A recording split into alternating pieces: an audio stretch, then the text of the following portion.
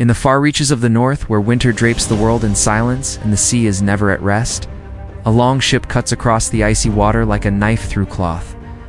Snow lingers on jagged cliffs, and the sun, weary and pale, hovers low over the horizon. On board the vessel, cloaked figures sit without speaking, their silhouettes barely moving. They stare ahead at a dark, craggy coastline shrouded in pine and mist. The only sounds are the creak of timber, the rhythmic splash of oars, and the breath of the sea against the hull. These are not men of idle purpose. They are not saints, nor are they monsters. Though that is what the world will come to believe. They do not pray. Their gods are not kind, and mercy is not part of their lexicon. These men do not call themselves Vikings. That name will be given to them by others. Those who fear them, those who fight them, those who write the histories. For now, they are shadows on the water. And their story is only just beginning. To begin this story, we must first correct a lie that time has turned into truth. Viking was never a race, never a people. It was a verb. To go Viking meant to raid, to explore, to take. Not necessarily out of cruelty, but out of necessity and boldness. The Norsemen and Norsewomen who embarked on these journeys were not born in bloodshed. They were farmers tending stony soil. They were carpenters shaping timber by firelight. They were weavers, blacksmiths, fishermen. They lived in modest villages scattered across what we now call Norway, Sweden, and Denmark. Life in the north was hard. The land was cold, the growing season short.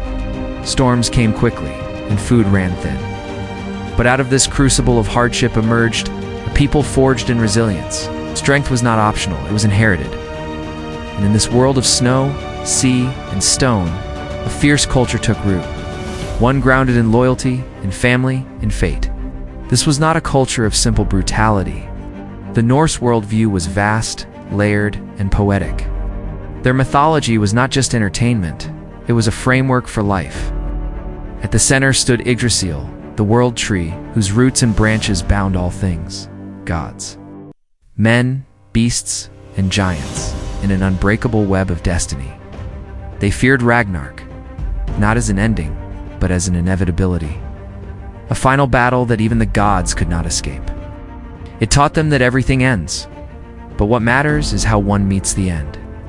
They honored Odin, the god of war and wisdom, who sacrificed an eye for knowledge. They told stories of Thor's thunder and Loki's cunning around hearths and longhouses. Stories came alive. Tales of heroes who battled monsters across the sea, of women who defied kings, of men who became legend.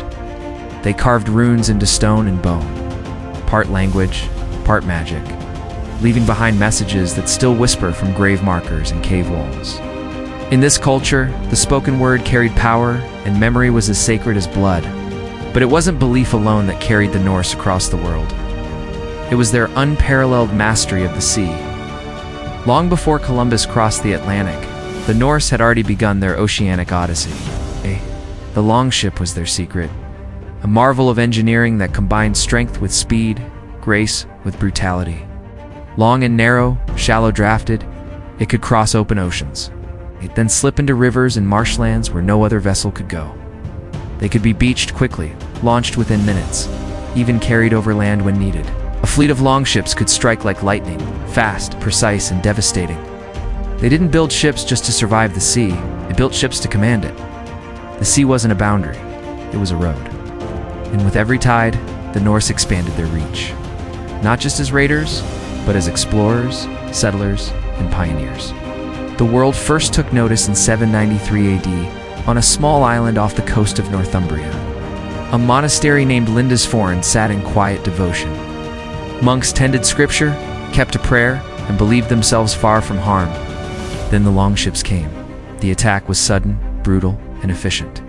The monastery was looted, the monks either slaughtered or dragged off into slavery, and the holy relics taken. Europe, stunned, cried out in panic. Chroniclers wrote of demons from the sea, of a godless scourge descending without warning. But this was no one-time act. It was a signal, a storm front. The Viking Age had begun. And not in hatred, but in hunger. For land, for wealth, for opportunity. And soon, no coastline would feel safe again. Yet to say the Vikings were mere raiders is to ignore the greater truth. Violence was a tool, not a goal. They came not only with axes, but with silver, with trade goods, with open hands. As Europe fractured under internal strife, the Norse saw the cracks and stepped through them. They established settlements, not just camps. Dublin, York, Novgorod, Kiev, all bear the marks of Norse foundations. They intermarried with local populations, adopted customs, and in turn shared their own. The bloodlines of Europe still carry Viking ancestry, their language filtered into others. Their art and craftsmanship influenced everything from church designs to weapon forging. In some places, they ruled. In others, they assimilated. But everywhere they went, they left more than just ash behind. They left legacy. Their society was one of balance. Not always just, but complex. Battle was glorified, yes, but so too was law. Every free Norseman had a voice at the thing, a governing assembly where disputes were settled and laws made. These were not lawless marauders. They believed in order of their own kind. Oaths were sacred. Betrayal could carry the weight of exile or worse. Women, too, held more power than many of their contemporaries. They could own property, inherit land, divorce husbands, and manage estates. Some even led men into battle.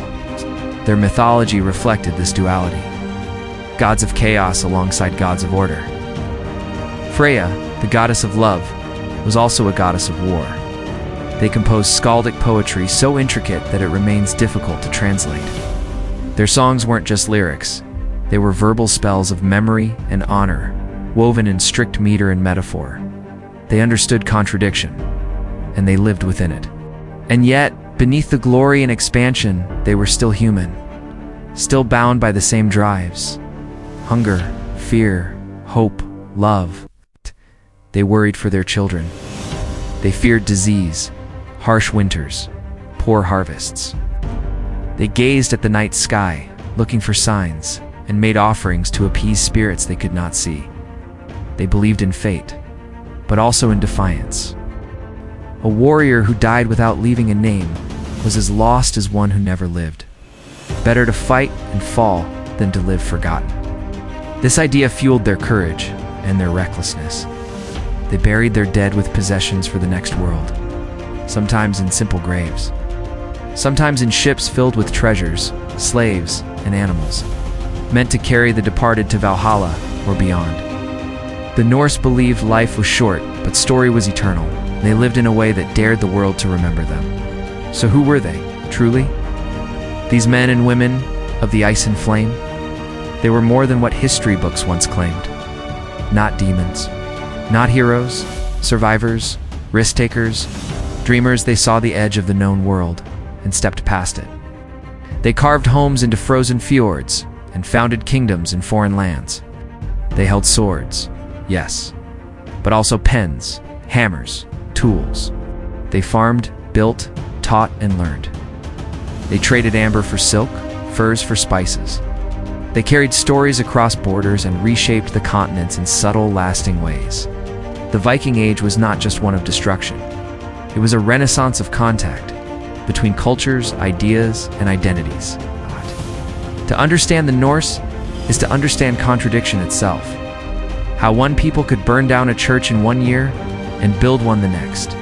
To understand the Vikings is to understand how we, all of us, carry the legacy of those who dared to challenge the cold. And this is only the beginning. The storm has only just begun to swell, and the stories to come. We will follow the Norse beyond the coasts of England. We'll journey to the icy coasts of Greenland, and then to the shores of North America. A continent touched by Viking feats centuries before Columbus. We'll stand beside kings like Harald Harddrada, who once ruled both a Viking realm and marched at the gates of Constantinople. We'll witness the transformation of raiders into rulers, of pagan warriors into Christian monarchs. We'll watch as the Viking Age bends under the weight of its own success, as wealth gives way to weakness, and the world changes around them. But for now, the Longships sail. The sagas continue.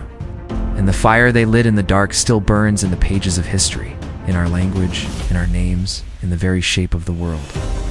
Because to understand how the Vikings began is to begin to understand how they never truly ended. Stay connected for episode 2. Thanks for watching. Subscribe for more related videos.